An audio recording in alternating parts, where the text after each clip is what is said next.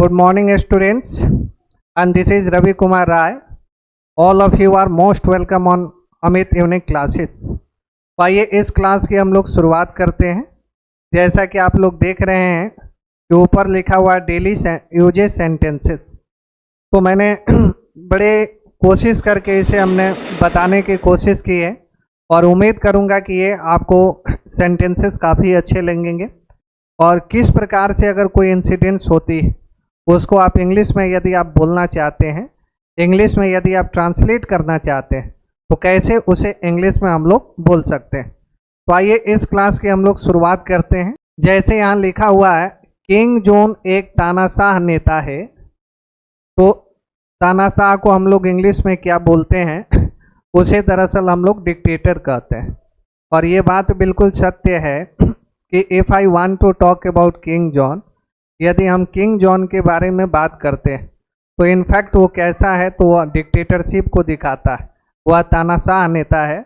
यदि उसे इंग्लिश में अगर आपको बोलना हो तो बोलेंगे कि king John is a dictator. मैं उम्मीद करता हूँ कि ये चीज़ें आपको काफ़ी बेहतर तरीके से समझ में आ रही होगी। अगला जो पॉइंट है वह उत्तर कोरिया का रहने वाला है। इसे यदि इंग्लिश में बोलना होगा तो आप कैसे बोल सकते हैं। जैसे इस फिगर में आप देख सकते हैं, बेचारा कौन है, यह हंसता हुआ चेहरा जो है किंग जॉन, और ये दरअसल उत्तर कोरिया से क्या करता है, अपना संबंध रखता है। तो इस सेंटेंस को आप दो तरीके से बना सकते हैं। जैसे वो लिखा क्या कि वह उत्तर कोरिया का रहने वाला है, तो अगर आपको बोलना है तो आप क्या बोल सकते हैं, he is from north Korea, ऐसे भी बोल सकते हैं। या आप बोल सकते हैं कि ही बिलोंग्स टू, क्या बोलेंगे प्यारे, he belongs to North Korea. तो आप ऐसे भी क्या कर सकते हैं, आप इसे बोल सकते हैं। और मैं बार बार कहता हूँ कि सेंटेंसेस को यदि इंग्लिश में बोलते हैं तो उसका जो इम्प्रेशन होता है बहुत बेहतर इम्प्रेशन सामने वाले के ऊपर पड़ता है। इसलिए हमारी कोशिश ये होनी चाहिए कि जो भी सेंटेंसेस हैं उसे हम इंग्लिश में क्या करें, एक दूसरे के सामने रखने की कोशिश करें। मैं ये ना कह रहा हूँ कि उनके सामने आप रखिए जिनको इंग्लिश से कुछ दूर दूर तक लेना देना नहीं है। जो इंग्लिश समझते हैं उनके सामने ही क्या करना है, इन सारे सेंटेंसेस को रखिएगा, तो उसका इम्प्रेशन आपके ऊपर क्या होगा, बहुत बेहतर इम्प्रेशन आपके ऊपर पड़ेगा। तो मैं उम्मीद करता हूँ ये चीज़ें आपको समझ में आ गई। अगला जो है देखिए, वह अपनी मर्जी से काम करता है, मर्जी से काम करता है। इसे अगर इंग्लिश में बोलना होगा तो he does his own thing. ये बात सही है कि अपने मर्जी से क्या करता है, काम करता है, इसमें किसी भी प्रकार के दो राय नहीं। अगर हम डिक्टेटरशिप की अगर हम बात करते हैं, डिक्टेटरशिप की अगर हम बात करें तो इस बात को याद रखिएगा, वह डिक्टेटरशिप अपने मर्जी से ही काम करता है। वह जो चाहेगा अपने मर्जी से करेगा। किसी इंसान के साथ अगर वो गलत करना चाहता है तो अपने मर्जी से ही उसके साथ क्या करेगा, गलत करेगा। वह किसी दूसरे से परमिशन वगैरह नहीं लेता है। तो देखो, वह अपने मर्जी से क्या करता है, काम करता है। यदि उसे इंग्लिश में यदि बोलना हो तो आप उसे इंग्लिश में कैसे बोल सकते हैं, तो आप बड़े आराम से बोलेंगे he does his own thing. वह अपने मर्जी से क्या करता है, काम करता है। जैसे देखिए, इसने 30 भ्रष्ट अधिकारियों को क्या कर दिया, मौत के घाट उतार दिया। ये तो ये न्यूज़ में भी आई थी बातें। अब फ्लड आया था, वहाँ बाढ़ आया था जिसमें 4000 लोगों की क्या हो गई थी, मौत हो गई थी। अभी बेचारा इतना जो है ये डिक्टेटरशिप को दिखाया, इसका दिमाग जो है पूरी तरीके से पटरी से उतर गया और उसने 30 अधिकारी को क्या किया, बुलाया। और उन अधिकारियों को ऊपर क्या था, भ्रष्ट वो अधिकारी थे, करप्ट ऑफिसर थे। बेचारा इसने कहा कि ये काम करिए, आप जो है यहाँ पर आइए, और परमिशन जो है ग्रांटेड कर दिया कि भाई ये जो 30 अधिकारी है, इन 30 अधिकारी को क्या कर दो, फांसी की सजा उसने दिलवा दी। तो यहाँ देखो, he killed two corrupt official भी बोल सकते हैं या ऑफिसर भी बोल सकते हैं। मतलब जो करप्ट ऑफिसर थे, उन करप्ट ऑफिसर को क्या कर दिया, मौत के घाट उसने उतार दिया। इसी को हम लोग क्या बोलते हैं बच्चों, डिक्टेटरशिप बोलते हैं। क्या बोलते हैं इसको, डिक्टेटरशिप बोलते हैं।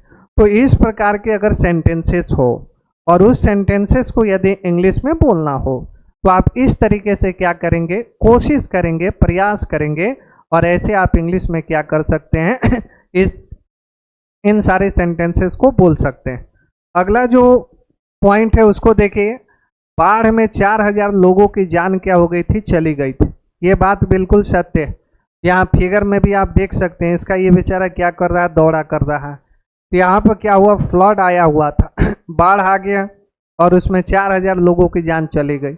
अब 30 भ्रष्ट अधिकारियों की बदौलत जो है 4000 लोगों की क्या हो गई थी, जान चली गई थी। अब बेचारे उसने क्या किया, उन सबको बुलाया और बुलाने के बाद क्या कर दिया, उसे मौत के घाट क्या कर दिया, उतार दिया था। तो यहाँ देखो क्या हुआ, 4000 people lost their lives in the flood. मतलब यहाँ जो बाढ़ आया हुआ था उस बाढ़ में 4000 लोगों ने क्या कर दिया था, अपनी जान को गंवा दिए थे। तो इसे इंग्लिश में अगर बोलना हो तो आप कैसे इंग्लिश में बोल सकते हैं, बिल्कुल आसान है इंग्लिश में बोलना। At least 4000 people and lost their lives in the flood. मतलब जो बाढ़ आया था उस बाढ़ में 4000 लोगों ने अपनी जान गंवा दी थी। इसने वहाँ के औरतों को छोटे कपड़े पहनने पर क्या कर दिया है, प्रतिबंध लगा दिया है। आप जरा देखिए, आज हम लोग इंडियन कल्चर को फॉलो करते हैं, इसमें तो हम लोग साड़ी वगैरह इस सारा इंडियन कल्चर को फॉलो करता है लेकिन उसने कहा कि देखिए यहाँ के जो भी औरतें हैं वे औरतें दरअसल छोटे कपड़े जो है नहीं पहनेंगी, और छोटे कपड़े पर उसने क्या कर दिया, बैन लगा दिया। उसने कहा कि ही हैज़ बैन, क्या लिखेंगे इसे, he has ban the women there from wearing short clothes. देखिए शॉर्ट क्लॉथेस का मतलब क्या होता है, जो छोटे जो कपड़े होते हैं उसे दरअसल हम लोग क्या बोलते हैं, शॉर्ट क्लॉथेस बोलते हैं। तो अपने यहाँ के जो भी वोमेन हैं, जो भी औरतें हैं, उन सारे औरतें को उन्होंने कहा कि इन छोटे कपड़ों पर क्या कर दिया, उसने पूरी तरीके से बैन लगा दिया। अगले पॉइंट की तरफ बढ़े। देखिए ये भी बड़ा इंपॉर्टेंट पॉइंट है, इसको देखिए, वहाँ के आम नागरिक को बाल रखने पर भी प्रतिबंध लगा दिया देखिए ये इतना डिक्टेटरशिप को दिखाता है कि लोगों को कहा कि हम जो चाहेंगे, जिस कटिंग के चाहेंगे उसी प्रकार से आपको क्या करना होगा, बाल रखना होगा। अगर आप इस नियम को जो है नहीं मानते हैं तो समझिए कि आपके प्रति क्या हो जाएगी, कार्रवाई होगी। तो वहाँ के जो आम लोग हैं, क्या है बाबू, उसे हम क्या बोल सकते हैं इंग्लिश में, the common citizen was also ban from keeping the hair. मतलब जो आम लोग हैं उनको बाल रखने से क्या कर दिया, उस पर पूरी तरीके से प्रतिबंध लगा दिया। उसने कहा कि अब आपको बाल जो है रखने की कोई आवश्यकता नहीं है। तो इस प्रकार से आप क्या करेंगे, इसे इंग्लिश में क्या कर सकते हैं, बोल सकते हैं। कभी कभी अन्य देशों को धमकी देता रहता है, तो समटाइम्स, यहाँ समटाइम्स होगा, sometimes keeps threatening other countries. ये बेचारा इतना मतौला आदमी है कि ये कभी कभी अन्य देशों को, यहाँ तक कि जो यूएसए हैं उसको भी ये क्या करता है, धमकी देता रहता है। यूएसए को भी कहता है कि भाई तुमको हम देख लेंगे एकदम। फिर इस तरीके से वो क्या करता है, बातें करता रहता है। यदि इस प्रकार को सेंटेंस को इंग्लिश में यदि बोलना हो तो आप कैसे दरअसल इसे इंग्लिश में बोल सकते हैं, तो बड़े आराम से आप क्या करेंगे, इसे इंग्लिश में बोल सकते हैं। उसने कहा कि sometimes keeps threatening other countries. Threatening का मतलब क्या होता है, धमकी देना होता है। क्या होता है बच्चों, धमकी देना होता है। और इस फिगर में भी आप देख सकते हैं कि अदर जो कंट्रीज है, वहाँ के जो भी हैबिटेट्स हैं, वहाँ के जो भी निवासी हैं, उन सारे निवासियों को क्या करता है, थ्रेटिंग करता रहता है, वह दरअसल धमकाता रहता है ना। नेक्स्ट पॉइंट, ये भी जो है बड़ा इंपॉर्टेंट सेंटेंस है, इसको जरा देखिए। उत्तर कोरिया में गलती का मतलब मौत। यह बात बिल्कुल आप सत्य यहाँ देख सकते हैं एकदम। जो लोग यहाँ गलती करते हैं उन्हें जो है मौत की सजा क्या की जाती है, दी जाती है। तो अगर आप उत्तर कोरिया में गलती से भी अगर कोई गलती कर देते हैं तो वहाँ आपको जो है कोई माफ़ी वगैरह जो है मिलने वाला नहीं, बल्कि वहाँ पर क्या दिया जाता है, मौत की सज़ा दी जाती है। तो यहाँ उसी को अगर इंग्लिश में बोलना हो तो क्या बोलेंगे, mistake means death in north Korea. अगर आप नॉर्थ कोरिया में कोई गलती करते हैं, मिस्टेक का मतलब क्या होता है बच्चों, इसे दरअसल हम लोग गलती कहते हैं।